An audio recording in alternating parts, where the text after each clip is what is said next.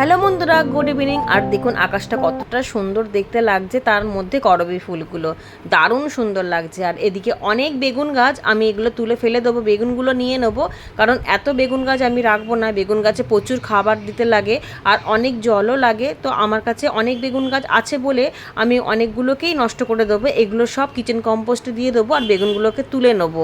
আর আমি যেহেতু বীজ থেকে চারা করেছিলাম, তাই অনেক বেগুন গাছ করেছি, তাই জন্য হিষ্টপিষ্ট কয়েকটা রেখে বাকিগুলো সব কিচেন কম্পোস্ট দিয়ে দেবো। আর এই পাশের এই যে টমেটো গাছটা রয়েছে, টমেটো অনেকগুলোই গাছ রয়েছে, চেরি টমেটো, এগুলো সবার শেষে শীতে বসিয়েছিলাম, তো এইগুলো তোলার সময় হয়ে গেছে, গাছটা কেমন কেমন হয়ে গেছে, তাই টমেটোগুলো তুলে নেবো। আর গাছ ভর্তি দেখুন টমেটো, এর মধ্যে কিন্তু দুই একটা দেশি টমেটোও রয়েছে, তবে বেশিরভাগই চেরি টমেটো আছে। আসলে গাছগুলো তো ছোটো অবস্থায় চেনা যায় না, তাই জন্য একসাথেই বসানো হয়ে গেছিলো। আর সাথে দেখুন এই কুমড়ো গাছটা বস্তার মধ্যে দিয়েছিলাম, খুব ভালো গ্রোথ হয়ে ভালো বেড়েছিল। একটা কুমড়োও পেয়েছি, আর ডগা পাতা তো অনেক খাওয়াই হয়েছে। এখন বস্তার বাইরে থেকে শেকড় বাইরে এসে গেছে। কুমড়ো গাছটার অবস্থাটা তেমন আর ভালো নেই, মানে এর থেকে যে ফল পাওয়া যাবে তেমন না, তাই জন্য তুলে দেবো। আর কচি কচি কিছু পাতা আর ডগা নিয়ে যাব রান্নাঘরে, চচ্চড়ি টচ্চড়ি করে নেবো বা অন্য কোনো সবজিতে দিয়ে দেবো, কারণ অল্পই বেরাবে, কারণ সব পাতা টাতাগুলোই বুড়ো হয়ে গেছে।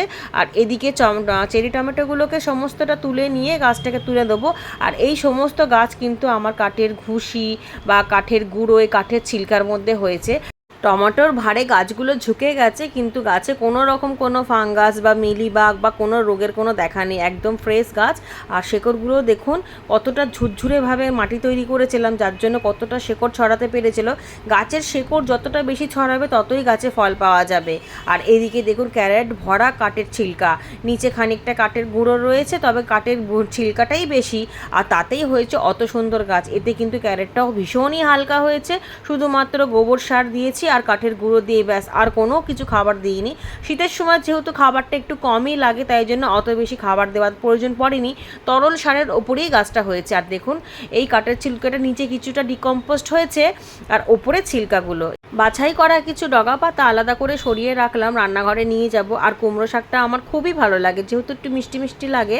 আর এই বস্তার মধ্যে মাটিটা যেটুকুনি ডিকম্পোস্ট হয়েছে সেইটুকুনি আমি ফুল গাছে দেবো। আমি এই কথাটা অনেকবার বলেছি, কাঠের গুঁড়ো দিয়ে সোজাসুজি সবজি গাছ করা গেলেও ফুল গাছ কিন্তু করা যায় না। ফুল গাছে সরাসরি যদি কাঠের গুঁড়ো দিয়ে করা হয়, তাহলে কিন্তু অনেক সময় ফুল গাছ মারাও যায়, ফুল ফল তো হবেই না। সেই জন্য একটা কোনো সবজি করার পর সেই মাটিটা দিয়ে অনায়াসেই কিন্তু যে কোনো ফুল গাছ করা যাবে। আর এদিকে বেগুনগুলো, সমস্ত বেগুন তুলে নিচ্ছি, আর সমস্ত ডালপালা পাতা ঠাতা যা আছে সব এসে এই টাবের মধ্যে শুকনো করতে দেবো। এর আগেও প্রচুর ডালপালা বেরিয়েছে, সেগুলোকেও রেখেছি এক সাইডে, যেগুলো অনেক শুকিয়ে যাবে সেগুলো যে কোনো একটা সবজির বেডে তলায় দিয়ে দিতে পারবো। এতে মাটিটা কম লাগবে, যদিও বা আমি মাটি দিই না, মাটি এইভাবেই তৈরি হয়। আর এখন দেখুন এর মধ্যে কত বেগুন হয়েছে, এই গাছগুলোকে রেখে দিয়েছি, সমস্ত গাছেই একটা দুটো করে বেগুন ধরে রয়েছে। এগুলো সব একই সাথে চারা থেকে করা, তবে যেই যেই গাছগুলো একটু হিষ্টপিষ্ট বেশি আছে আর যেই যেই গাছ থেকে এখনও পর্যন্ত কন্টিনিউ বেগুন পাচ্ছি, শুধুমাত্র সেই গাছগুলোকে রেখে সমস্ত গাছ তো তুলেই দিলাম, আপনারা তো দেখতেই পেলেন। আর বেগুনের কোয়ালিটিও কিন্তু ভীষণ ভালো। আর এদিকে একটা ঝিঙে তুলে নিলাম, এর আগেও একটা ঝিঙে তুলেছি, যদিও বা একটা একটা করেও পাচ্ছি, যাই হোক গরমের তো পাচ্ছি। আর গরমের আর একটা সুস্বাদু সবজি ভেন্ডি, এটাও কিন্তু আমার ছাদ বাগানে রেডি হয়ে গেছে। প্রতিটা গাছে একটা দুটো করে ভেন্ডি হয়েছে, তবে তুলে নেবো, ভেন্ডি তো বেশি দিন রাখা যায় না, কচি কচি অবস্থা তুলে নিলে খুব সুন্দর লাগে খেতে। আর একটু বড় হয়ে গেলেই বুড়ো হয়ে যাবে। দেখুন ছোট ছোট গাছ, আর এই গাছের ভ্যারাইটিটাই হচ্ছে এরকম যে ছোট অবস্থাতে ভেন্ডিও হবে আর গাছটাও বড় হবে, মানে গাছ বড় হওয়ার সাথে সাথে ভেন্ডিও পাওয়া যাবে। আর এদিকে ধুদুলো রেডি হয়ে গেছে, 3টে তোলার মতো হয়ে গেছে, বেশ হিষ্টপিষ্ট হয়েছে আর ভীষণ নরম। আর এই বছরে কিন্তু ধুদুল আমি এই প্রথমবার করলাম ঝিঙের মতন খেতে। এর আগে আমি খেয়েছি, আমার বাপের বাড়িতেও খেয়েছি আর এক বান্ধবীর বাড়িতেও খেয়েছি, আমার খুব ভালো লেগেছিলো বলে এবারে ধুদুল গাছ করেছি। এই বস্তাটার মধ্যে 2টো ধুদুল গাছ রয়েছে। আর চলুন দেখাই এবার, এই যে নতুন কাঠের ছিলকাগুলো এনেছি আর কাঠের গুঁড়োগুলো এনেছি, সেগুলোকে আমি রোদ খাইয়ে নিয়েছি। সব সময় কাঠের গুঁড়ো বা কাঠের ছিলকা এনে আমি রোদ খাইয়ে নিই, কারণ অনেক সময় কাঁচা কাঠের ছিলকাও থাকে, আর এই কাঁচা কাঠের ছিলকাগুলো যদি সরাসরি গাছে ব্যবহার হয় তাহলে ফাঙ্গাস লেগে যাবার ভয় থাকে। সেই জন্য আমি সব সময় একদিন বা দুদিন রোদ খাইয়ে নিই, তারপর যে কোনো গাছে ব্যবহার করি। তো তলায় অনেকটা পরিমাণে দিয়ে দিই। আর এদিকে দেখুন দুদিন রোদ খাওয়ানো হয়ে গেছে। এইবার আমি একটা বেড তৈরি করে দেখাচ্ছি, খুব সহজেই হয়ে যায়। এর মধ্যে শুধুমাত্র গোবর সার মেশাবো, আর কোনো কিছুই না। শীতের একটা মাটি কম্পোস্ট হয়ে গেছে। এর আগে যে বেডটা তৈরি করেছিলাম মানে শীতের সবজির জন্য, তার মধ্যে প্রচুর পরিমাণে গোবর সার ছিল, তাই নতুন করে আর গোবর সার দেবো না। এই ড্রামের তলায় ফুটো করা রয়েছে। এবার অনেকটা পরিমাণে, যেহেতু হালকা ছিলকা, তাই চেপে চেপে বসিয়ে দেবো, যাতে কোনো জায়গায় ফাঁক ফোকর না থাকে আর হাওয়া পাস হয়ে যেতে ফাঙ্গাস না লাগে, সেই জন্য চেপে চেপে বসিয়ে দেবো। এবার 7-8 দিন ধরে জমানো যে কিচেন কম্পোস্ট আমি রেখে দিয়েছি, মানে সবজির খোসা, ফলের খোসা, ডিমের খোসা, চা পাতা ঠাপাতা সমস্ত কিছু, গলে যাওয়া পচে যাওয়া সমস্ত কিছু দিয়ে ড্রামটাকে প্রায় ভরে দেবো।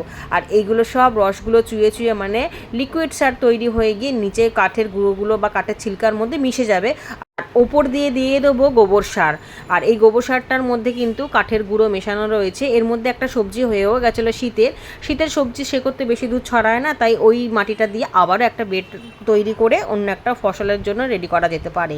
আর এদিকে চারাগুলো আছে, এগুলো পরে ওই ড্রামের মধ্যে দিয়ে দেবো। এইভাবেই কিন্তু আমি সহজভাবে গাছ করি।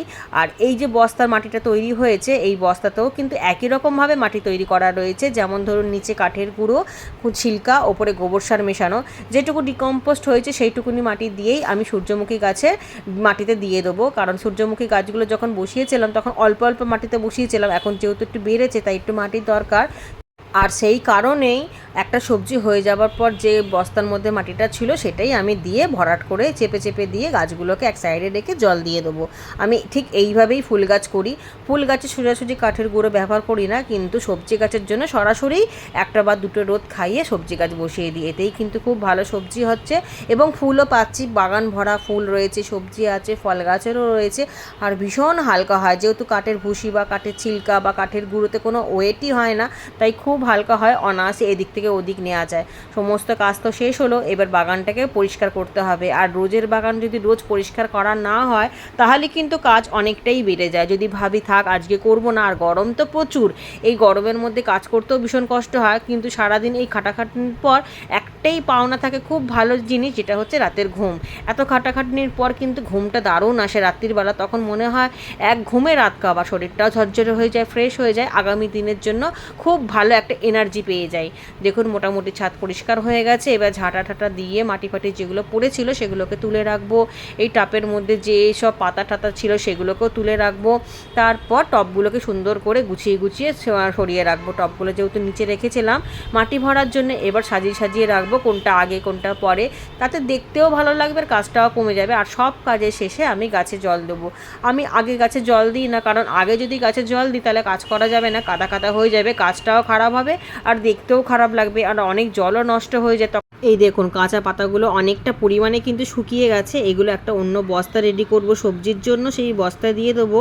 আর কাঁচা ডালপালা যেগুলো দিলাম সেগুলোও 4-5 দিনে খুব ভালো শুকিয়ে যাবে। আর এই শুকিয়ে যাওয়া পাতা দিয়ে কিন্তু গাছ খুব ভালো খাবারও পেয়ে যায়। চলুন মোটামুটি কাজ শেষ। এদিকের এই গাছগুলোকে এক সাইডে রাখলাম। এগুলো হচ্ছে তুলসী গাছ, আর আমি ছাদ বাগানে তুলসী গাছটা একটু বেশি করি, কারণ পুজোর কাজেও হয়ে যায় আর কেউ চাইলে তাকেও একটু দেয়া যায়, সুতরাং তুলসী গাছটা সবসময় আমি একটু বেশি করে করি। তো ছাদ পুরো পরিষ্কার হয়ে গেছে, বালতি এনে রেখেছি। এবার সমস্ত গাছে জল দিয়ে দেবো, আর কিছু কিছু গাছকে স্নানও করিয়ে দেবো। দেখুন কত সুন্দর পরিষ্কার লাগছে। ছাদটাকে যদি রোজ একটু করে পরিষ্কার করা যায় তাহলে কিন্তু কাজের চাপটা অনেকটাই কমে যায়। ঠিক আছে বন্ধুরা, সবাই খুব ভালো থাকবেন, সুস্থ থাকবেন।